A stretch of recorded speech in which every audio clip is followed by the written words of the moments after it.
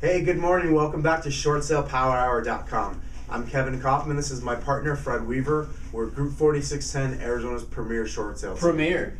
Premier. Absolutely. How you doing, folks? Good to see y'all again. I'm doing good. Kevin has gotten away from his, well, I'm not even going to bring up the Let's past. not even talk about Monday. If you haven't watched Monday's episode, February 1st, sorry, you missed. Don't watch it. Okay? Yeah. So yesterday, I slowed things down, Kevin. Yeah. I think you were there holding the camera. You were the shaky one, if I recall correctly. But Correct. Yesterday, I slowed things down and kind of recapped for everybody, but also brought some new things to light around if you're not satisfied with the BPO value on your particular short sale file, then it's time to ask what the process looks like. Yeah, Back to the plain detective part, which we started maybe 2-3 weeks ago now. Absolutely. So, again, guys, we're still in the first 30 days of the short sale process. We told you we're camping out here for a long time. So within the first 30 days, we've got the file assigned. We've got everything verified that the lender needs to have the short sale file. Got a negotiator assigned, a BPO completed at this point. So what we're doing now is we're picking up at the point of we've got a BPO that is overvalued or does not support the contract price. Completely inaccurate at some level. We don't like it. So what we have to do is we have to show some sort of proof as to why that BPO is inaccurate. And I'm going to get the phone here in the background, and let's just keep filming while we do this. Let's do that. So for those of you who don't know, we actually happen to have this general line that negotiators call in our office, and you don't really need to know the rest of the story. That was actually the general line you were just hearing. In fact, this brings up a good point. I want to get back to BPOs, but real quick, you're probably wondering where we are right now. We're actually in our office. You're going to see some major changes to this office over the next couple of weeks. Absolutely. Pretty much from that same camera angle, we anticipate anyhow. I mean, it could be slightly higher, maybe a little to the left or a little to the right. But sure, but that's not really necessary to discuss at this point in time. But I hope you guys are enjoying our sandals back here, courtesy of Charlene and Tessa at Driggs Title. Thanks, ladies. We really appreciate them. Anyway, so let's talk about BPOs. So we're disputing the BPO specifically. Yeah. So the message is loud. loud. The message is loud. That's great. Well, there's different processes at every bank. We're going to go back into what we talked about, plain detective. Yep.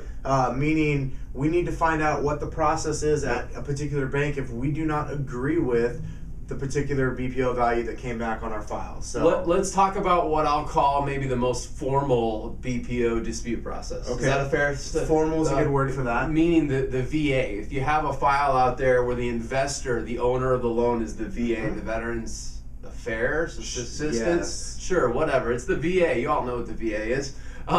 The point is they actually have a documented formal system. So if you're working with a servicer, let's say B of A, for example, and the VA is the investor on the loan, if your particular file, if your particular BPO comes back inaccurate, they have what they call an ROV.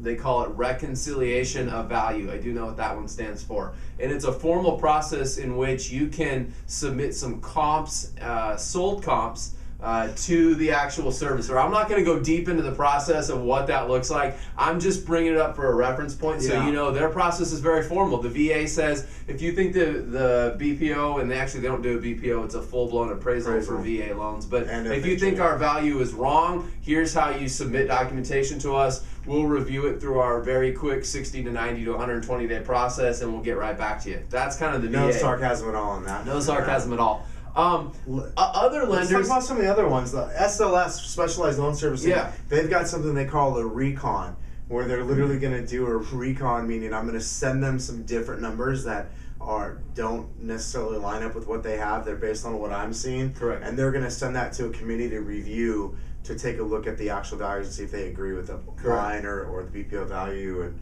what to do next. Yeah, the most popular thing I would say we see at lenders is that if you can substantiate and show evidence that the BPO is inaccurate, what's going to happen a lot of times is they're not necessarily just going to take your comps. What they're usually going to do is order a new BPO. So you're looking to do one of two things when you're disputing a BPO value. You're either looking to show comps that they would go, okay, great, we'll accept these and approve your deal, or you're looking to go ahead and have them order a brand new BPO in hopes that the new BPO, of course, will come back accurate. Yeah, and you guys got to understand this is going to look completely different for some people. Sometimes you're going to have to provide them with tons of comps. Sometimes it's just going to be a handful of comps. At the end of the day, though, what you're going to need to do is you're going to need to provide some information that they do not currently have. Correct. Meaning they've got a BPO on file, they've got your offer on file, and so you're going to need to give them different information. Obviously, if the BPO doesn't support your offer, then they're not looking at the same comps you are. That's what you need to provide to them. Understand that they're going to be looking at a report that their company's paid for, yep.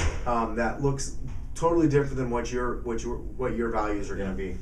Tomorrow, in fact, what we're going to do, I'm going to actually have Kevin tell you about a story that we had, an actual conversation that went on with a negotiator at GMAC Mortgage. Mm-hmm. We actually were at a GMAC building in person with this negotiator in Dallas, Texas. And I'm going to have him tell you about a story and kind of what she said when we talked around this whole disputing a BPO value. So we're going to share that story with you tomorrow. And as well, I think we can fit this into tomorrow's episode as well. I'm going to share with you not only how to just send comps in to dispute your value, but to go one step further. And I'll explain what that one step further is tomorrow. Actually, it's really 2 steps further, and it's like the A-bomb that gets everything done when you need it to get done. So, all right, guys, we're going to wrap it up. Come back tomorrow, and we'll continue this conversation on disputing BPO values when you do not agree with them. All right, guys, you ready? We're going to hit it. 1, 2, 3. Short sale power hour. Short sale power hour.